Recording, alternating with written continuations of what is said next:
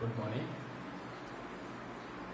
हम पिछली बार जिम्नोस्पर्म्स पढ़ रहे थे, आज उसी को आगे बढ़ाते हुए जिम्नोस्पर्म प्लांट्स के बारे में पढ़ा था हमने। जिम्नो मीन्स लेग और स्पर्मा मीन्स सीड्स, यानी सीड्स प्लांट्स हैं ये, जिनमें जो सीड्स होते हैं वो नेक्ड होते हैं, यानी ये ढके हुए नहीं होते, इसीलिए इनको नग्न बीजी पादप भी कहते हैं। क्योंकि इन प्लांट्स में ओवरी या अंडाशय का अभाव होता है और ओवरी वाल की अनुपस्थिति में इन प्लांट्स का फ्रूट्स का फॉर्मेशन नहीं होता, इनमें फल नहीं बनते इन प्लांट्स में, इसलिए इनको सीड प्लांट्स विदाउट फ्रूट्स भी कहते हैं। विदाउट फ्रूट्स या फल विहीन बीजीय पादप। तो फल का निर्माण इसलिए नहीं होता क्योंकि फल भित्ति जो बनती है वो ओवरी की बाल द्वारा बनती है, और चूंकि यहाँ पर ओवरी की बाल नहीं होती इसलिए फल भित्ति का निर्माण नहीं होता। तो जो सीड होते हैं वो डायरेक्ट ओव्यूल से बनते हैं और फलों का यहाँ पर निर्माण नहीं होता, यानी पेरिकार्प जो ओवरी की भित्ति है वो पेरिकार्प में कन्वर्ट नहीं हो पाती है। इस तरह से ये सीड प्लांट्स यानी बीजीय पादप दो ग्रुपों में बांटे गए थे, जिम्नोस्पर्म्स एंजियोस्पर्म प्लांट, आवृत बीजीय एवं अनावृत बीजीय पादप। तो जिम्नोस्पर्म्स ये अनावृत बीजीय पादप हैं और इनको एक अलग समूह में रखा गया था। रॉबर्ट ब्राउन 1827 में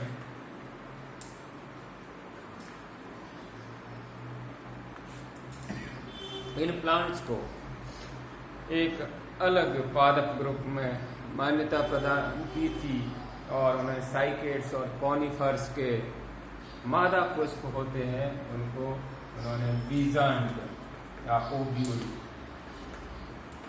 के रूप में मान्यता दी थी।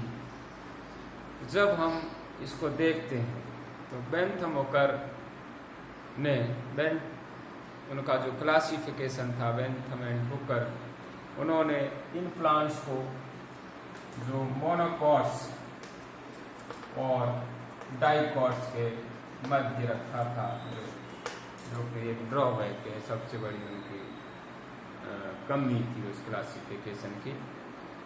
एंगलर ने इन प्लांट्स को एम्ब्रियोफाइटा जिनमें भ्रूण बनता है और एंजियोस्पर्मी एंड जिम्नोस्पर्मी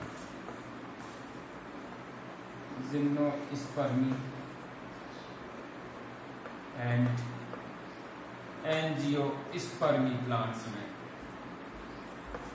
डिवाइड किया था।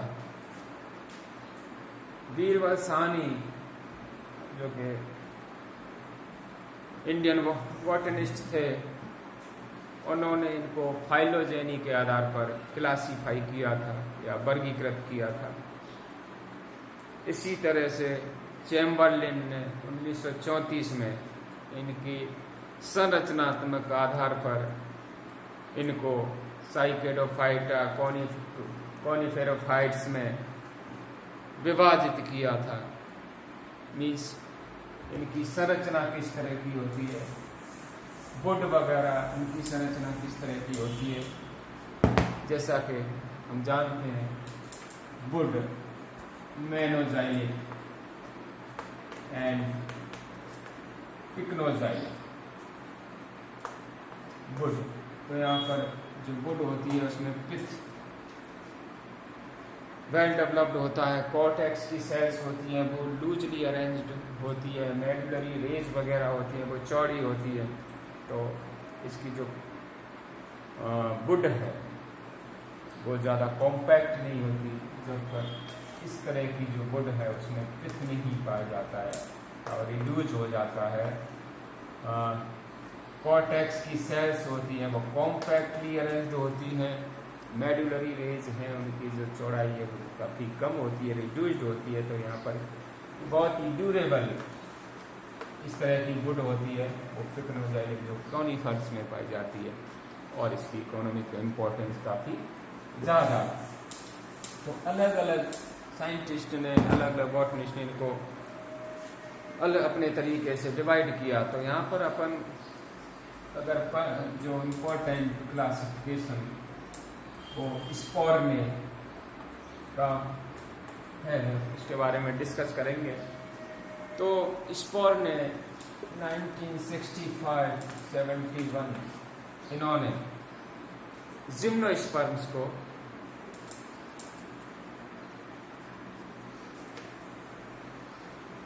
तीन क्लासों में या तीन वर्गों में डिवाइड किया था। साइकेडोप्सिडा अलग इस तरह से तीन क्लास दी थी इन्होंने जिम्नोस्पर्म प्लांट्स की।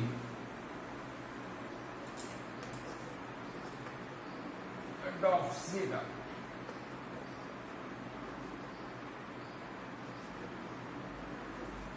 कॉनिफेरोप्सिडा एंड नीटोप्सिडा।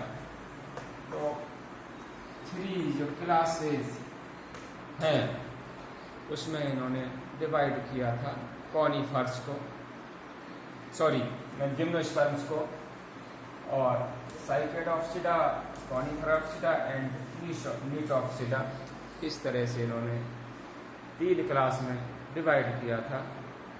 इन तीन क्लास को आगे स्पोर्ने में जो साइकेडोप्सिडा है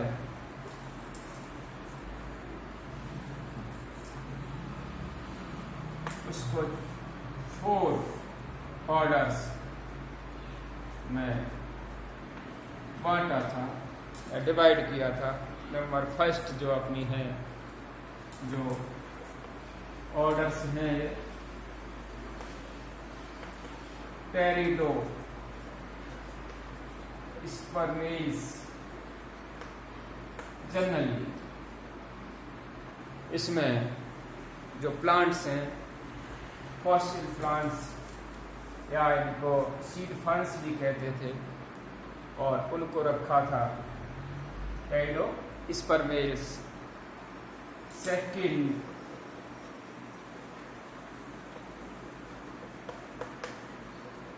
वेनिटाइटेस ऑर्डर जो फॉसिल प्लांट्स हैं। इसी तरह से थर्ड जो ऑर्डर है वो पेंटोजाइलेस ऑर्डर और साइकेडेस ऑर्डर। तो ये जनरली जो प्लांट्स हैं ऊपर वाले ये फॉसिल्स के रूप में पाए जाते हैं और यहाँ पर ये पेंटोजाइलम जाइलेस में, यहाँ पर जो अपन को पढ़ना है अपने सिलेबस में साइकेडेल्स में, इसमें जो प्लांट्स है वो है साइकस। तो इसमें लिविंग और फॉसिल्स दोनों ही तरह के प्लांट्स पाए जाते हैं। जैसा हम जानते हैं कि साइकस जो प्लांट्स है वो भी एक लिविंग फॉसिल के रूप में मान्यता है, इसको लिविंग फॉसिल कहा जाता है साइकस को, क्योंकि इसमें जो लक्षण हैं वो फॉसिल प्लांट से, यानी इसके जो साथ पैदा हुए पौधे वो फॉसिल्स के रूप में पाए जाते हैं, लेकिन ये साइकस अभी तक लिविंग फॉर्म में है। और उनसे समानता, जैसे इसका एंथ्रोजॉइड देखें अपन या इसकी वुड देखें तो, या तो जो वुड वगैरह है, जो इनकी मेल गैमीट मोटाइल होती हैं, वो फॉसिल से समानता दिखाते हैं, इसलिए इसको लिविंग फॉसिल्स कहते हैं। इसी तरह से अपनी सेकंड जो क्लास इस फॉर्म मैंने दी थी, कॉनिफेरोप्सिडा,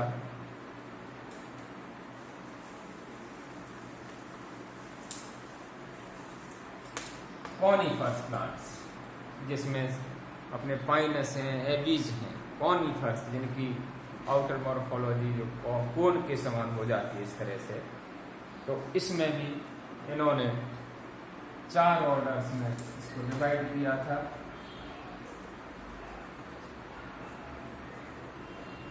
Chordates, fossil plants, coniferous, important, इसमें पाइनस वगैरह है, एबीज हैं और काफ़ी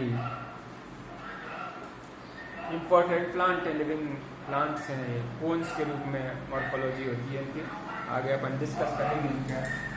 टैक्सेस, जिसमें अपना टेक्सस और गिंगोइस,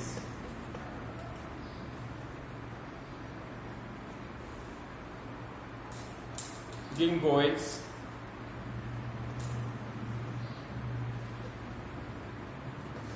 गिंगो बाइलोबा, वो भी एक लिविंग फॉसिल है। गिंगो इसमें आता है, कॉनिफरेंस में पाइनस है अपना, जो अपन को आगे पढ़ना है, इसमें टैक्सेस वगैरह, टेक्सस, कॉर्डाइटेस, ये सब फॉसिल्स हैं अधिकांश, इसमें प्लांट्स हैं वो टेक्सस वगैरह।